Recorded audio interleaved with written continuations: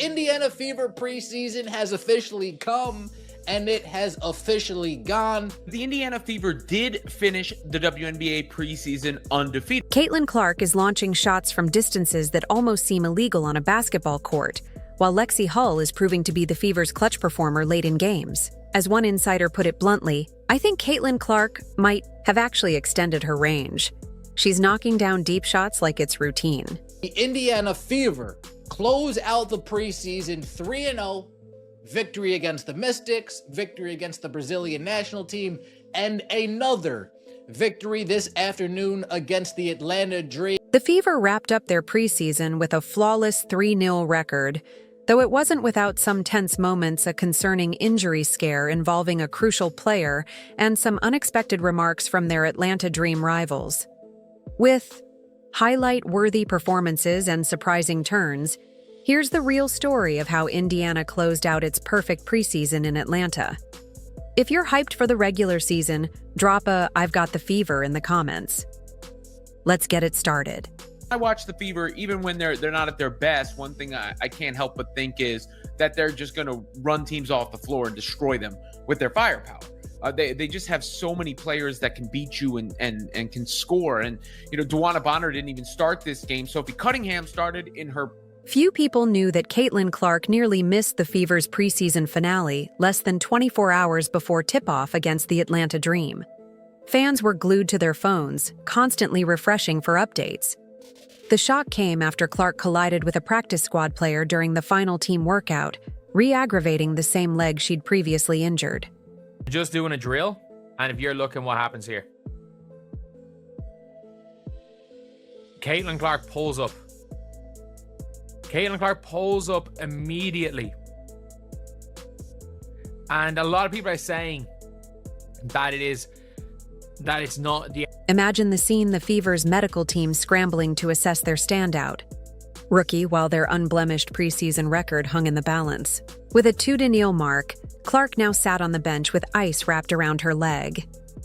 Fans began to worry. Was this a glimpse into what the season might hold?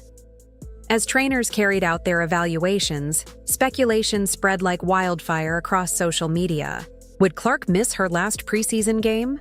Could this affect her availability for the season opener? Questions just kept piling up.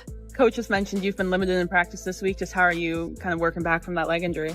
Yeah, I think taking my time. I feel really good, honestly, and excited to get out there and play again tomorrow, work on things that we need to work on. And yeah, Maria's been great. Our medical staff has been really helpful. But I feel really good, honestly. Then came the update that lifted a weight off every Fever supporter. Clark had been cleared to suit up.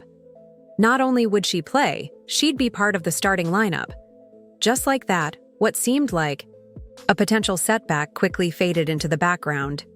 There's no reason to overdo anything right now. It's been the beginning of the season. Still don't play here for another week, but the last 2 days have been really, really good for myself. You weren't started? What caused it to get her? I don't. Probably just a little too much basketball. I think, I love being in the gym, but I think understanding when to be in the gym and, when to recover and things like that. So I think just finding a balance and obviously just getting back into the swing of things. But yeah, it was nothing major or anything like that. Right from the tip, it was obvious Clark wasn't holding back.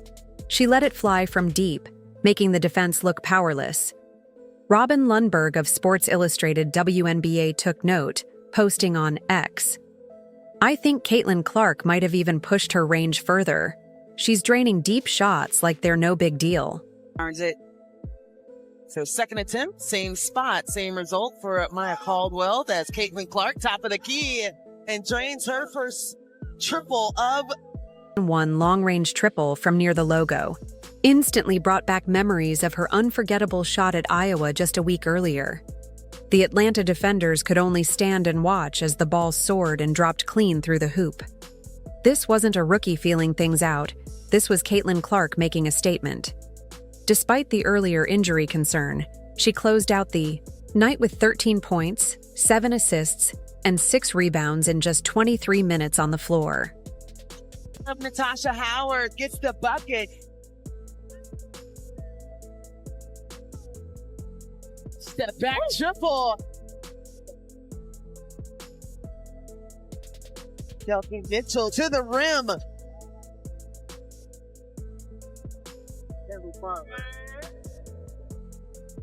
Well, that's Caitlin Clark, top of the key, and drains her triple. As the final horn sounded on the 81-76 win against Atlanta, the Fever sealed a flawless 3-0 preseason run. What began with an injury scare turned into growing optimism for what lies ahead when the regular season tips off. With the game tight heading into the fourth quarter, an unexpected standout emerged, and it wasn't Caitlin Clark. The spotlight moved to Lexie Hull, who had been steadily building her game during preseason and adjusting to a new bench role. It's worth remembering that last year, Hull started down the stretch and became a dependable two-way player, even catching fire from three-point range and ranking among the league's top shooters. And now BG says she's rediscovered her love for the game, saying Atlanta reminds me of home. I'm back in the South, and this was the best decision of my life. She is completely fine, just needing rest, so we will not see her for the rest of this ball game. Yeah, we can't give out all our weapons. Turnover, as Matt Caldwell got a little too... Yet due to the arrival of top-tier key free agents, Hull has humbly taken on a reserve role this season, but something about her performance in this game felt different. There was a certain swagger in how she moved, a level of assurance that grabbed everyone's attention. This wasn't the Hull of the past. This was a player clearly prepared to lead when it counted. More than anything, just being able to practice with our team. We're getting a lot of good reps in practice, and I think, confidence comes from that. Confidence comes from getting the reps, the game-like reps, over and over again in practice. And, our team's super competitive. So every single day that we've had of training camp so far has felt pretty much game-like. Like, we're all taking it very serious, and it starts in practice. The Dream didn't back down, threatening on nearly every possession to hand the Fever their first defeat of the preseason. Tension filled the building. Would Indiana's streak stay intact? That's when Hull decided to take control. When the Fever needed offense most, she delivered with ruthless precision. She slipped through tight defensive gaps and knocked down mid-range shots with defenders draped all over her. One standout moment saw her weave between two Atlanta players and finish at the rim with finesse. It's like, nah, shoot that thing when you open. Lexie Hull getting downhill, finds the bucket and one, as this will be the largest lead for Indiana. But Hull's influence wasn't limited to just offense. Her defensive energy disrupted Atlanta's flow, forcing mistakes and sparking transition chances. Her court sense consistently set up teammates with high-quality looks. Atlanta had no answer for Hull's aggressive play in the closing minutes. After the game, head coach Stephanie White explained the roots of her breakout. "When you accept your role the way Lexie does, you can't let it restrict you," White said, praising how Hull had embraced her role while still expanding her game. She's playing with such a high level of confidence. You saw that the second half of last season, her starting to grow into that. I think you saw it a lot in Unrivaled as well. It unlocked, I think, a little bit of creativity. I think sometimes when you're a young player in this league, when you accept your role, as Lexie does, you can't allow it to put you in a box, right? Like, you still, your role can change throughout the course of a season. Your role can change throughout the course of career. White highlighted Hull's evolution in reading the game and how the team's faith in her had grown. "She's really done a nice job of positioning herself for these moments," the coach said, clearly impressed with Hull's development. Hull, on her end, credited high-intensity practices for her late-game poise. "Confidence comes from repetition, the kind that mimics real games," she explained, adding that her time winning a title in the competitive 3-on-3 league sharpened her defensive and one-on-one abilities. It's going to be an exciting season. I think more than anything, we're a deep team, and I think everyone's really bought into trusting the process this season. It might not start off super pretty, but we know that putting in the work, putting in, trust into the coaching staff, trust in each other, that by the end of the season we'll be exactly where we want to be. So just excited, with the progress we've made even over just 3 games. By the time the buzzer sounded, Hull had gone from supporting piece to central figure, pouring in 11 of her 14 points in the pivotal final quarter to help secure the victory. The stat sheet backed it up. Her clutch efficiency under pressure was critical. More than just a standout outing, Hull's showing could reshape how the Fever approach their lineup heading into the regular season. he does, you can't allow it to put you in a box, right? Like, you still, your role can change throughout the course of a season. Your role can change throughout the course of career. So you want to be able to stretch and expand. And I think Lexie's done a really good job of putting herself in position for that, running actions for her, allowing her to decision make. Hell, I think in the Washington game, we had her playing some point. So it's a tribute to the work that she's put in, the confidence that she's built with her discipline and work ethic in the off season. And you trust her on the floor. You trust her to make the right play and make the right read. With Hull stepping up as a late game difference maker off the bench, the Fever suddenly looked deeper than expected. In one game, Hull may have elevated from valuable reserve to key figure in Indiana's push for playoff contention. The game had its tense sequences too, one involving Caitlin Clark in a way fans hope not to see. Midway through the second quarter, she was in the spotlight for something other than her signature shooting. A technical foul highlighted just how fiercely competitive she really is. 12-3 run, as they are now just down 1 point. Imagine the scene. Clark attempts a bounce pass. That gets picked off, leading to an easy layup for Atlanta's Brianna Jones. Clark clearly believed she was fouled and immediately reacted in frustration, whipping the ball against the basket stanchion after the score. The referee didn't hesitate. Technical foul on Clark, her first of the preseason. What followed spoke volumes about team unity. Sophie Cunningham, known for her own intensity, stepped in to defuse the moment. As Clark continued to voice her frustration, Cunningham pulled her aside, preventing the situation from getting worse and playing the role of the experienced teammate who keeps things in check. Cunningham actually stepped on somebody's foot and turned her ankle and had to leave the game. Things took a turn later in the game when, after stepping in to calm Clark, Sophie Cunningham faced a scare of her own. In the third quarter, she jumped for a rebound and landed awkwardly on Ryan Howard's foot. It was immediately clear something was wrong. Cunningham dropped to the floor and then limped toward the Fever bench in visible discomfort. The team later confirmed it was a right ankle injury, and she was marked as doubtful to return. Hopefully the Fever are fully healthy going into that game. Hopefully Sophie Cunningham is good to go in that game. I know she was seen in a walking boot afterwards, but that's typical. It clearly wasn't a serious injury, but it doesn't mean it's going to be healthy a week from today either. Fever fans anxiously wondered if this would affect the team's plans for opening night. Coach Stephanie White offered some hope in her post-game update, mentioning that Cunningham herself had said, "I'll be fine." White also noted that Cunningham was already soaking in a cold tub after the game, indicating recovery had already begun. Still, no formal testing had been done, which left lingering questions as the season opener approached. I don't think so. She was in there getting in a cold tub, so she keeps saying I'll be fine, so I trust her. Despite the injury concerns and tense moments, the game also offered touching displays of respect that remind us why some teams stand out. Before and after the final horn, players from both sides exchanged warm hugs and heartfelt words, showing that tough competition doesn't erase mutual admiration. One especially notable moment came between Clark and Brittney Griner, who shared a friendly embrace after the game. Though they had limited time on the court together, fans appreciated the sportsmanship. One fan put it best: "Great respect from Clark and Griner." Moments like these build the WNBA's culture, where intensity meets unity. Clark's technical foul also showed her fierce will to win, while the team's veterans, like Cunningham, proved they're ready to help guide that passion.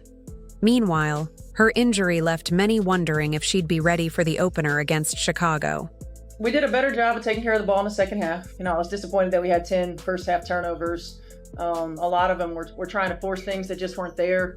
I didn't feel like we were patient enough to get into our offense. So we did a better job of taking care of the ball. I always love when we have a high assist to made field goal ratio. I think we're going to find a lot of success when that happens for us. Quality depth, they came in and made impact, no doubt. And being able to, hold the team to 34% from the field. All points of emphasis for us. And even though it's not always that pretty, it's progress, and that's what we need. Together, The blend of intensity and mutual respect captured what makes the WNBA unique. Relentless competition matched by authentic camaraderie. The Fever proved they have the drive to battle at the top level while staying true to the values of the league. Fans saw not just skill, but the formation of a true team identity, driven, passionate, but grounded in respect. The preseason has ended, and the Indiana Fever have turned heads with their spotless 3-0 record. But this streak is about more than just wins. It signals something special emerging in Indiana. Chemistry between players like Clark, Hull, Boston, and Mitchell has looked incredibly natural. The challenge now is whether that same rhythm holds once the regular season hits full speed. Teams are preparing, with many focusing defensive efforts on slowing down Clark's game. Obviously, you want to win. I think winning it gives you a different kind of vibe, a different kind of feel. But more than anything, we want to see growth. We want to see how we're able to utilize our depth. We want to continue to see different combinations, different lineups, what it looks like. And we want to see application of things that we've done in practice. The real test begins May 17th, when the Fever open their season at Gainbridge Fieldhouse against the Chicago Sky, a matchup airing nationally. On ABC, Chicago will bring pressure with a defensive game plan likely aimed at denying Clark the ball and attacking her off screens. Then there's the uncertainty of Cunningham's ankle injury from the Atlanta game. Although Coach White said, Cunningham reassured everyone with "I'll be fine" and jumped into recovery right away, her status remains up in the air. Still, her mindset speaks volumes about the team's mental toughness. Sophie's so fun to play with. She has a different energy about her, something you can't teach, something you can't tell people to act like, because you either have that or you don't. And being able to play with her, you feed off of that, and she feeds off the crowd feeds off her, so it's super fun, and I'm very grateful to get to play alongside her. One of the most promising developments has been the growing on-court connection between Clark and Hull. Their synergy against Atlanta hinted at the beginnings of one of the league's most lethal offensive duos. Yeah, just giving a different kind of look and seeing what we might be able to do from that standpoint with Sophie's energy in the starting lineup and with DB's production coming off the bench. So, we'll probably continue throughout the course of the week tinkering a little bit. But preseason gives us a good opportunity to see what we like, because it's important to have a good starting group and it's important to have energy out and production off the bench. What's setting this Fever roster apart isn't just its stars, it's the rising depth. Hull's progress shows exactly that. The supporting cast is proving they're more than capable, giving Indiana a deeper rotation than many predicted before the season began. Of course, there's room to sharpen things. Coach White emphasized they're working on layering more complexity into both their offensive and defensive schemes, suggesting there's significant upside yet to come. The growth process or the growth edge for young competitive players is how you channel your energy, right? Like Tamika Catchings was the same way as a young player. You're fiery, you're competitive, and so being able to channel it in a way that is positive, for her and for our team, and it's part of growing, right? It's part of growing in this league. No one's claiming a title just yet. But this preseason showed why Indiana's future looks brighter than it has in a long time. The pieces are coming together, possibly faster than expected. This 3-0 run isn't just a winning streak, it's a sign of something building. Talk of a dynasty might be premature, but with Clark's star power, Hull's confidence, and chemistry that usually takes seasons to develop, the signs are promising. When the Fever face Chicago on May 17th on ABC, they'll bring more than hype, they'll bring battle-tested unity. They've already faced adversity, injuries, technicals, high-pressure moments, and came through stronger. The question isn't whether Indiana will make an impact in 2025, it's how big that impact will be. If you're ready for the season, drop a "I've got the Fever" below. Like, subscribe, and turn on notifications so you don't miss a thing. Click the video on screen. We'll catch you next time.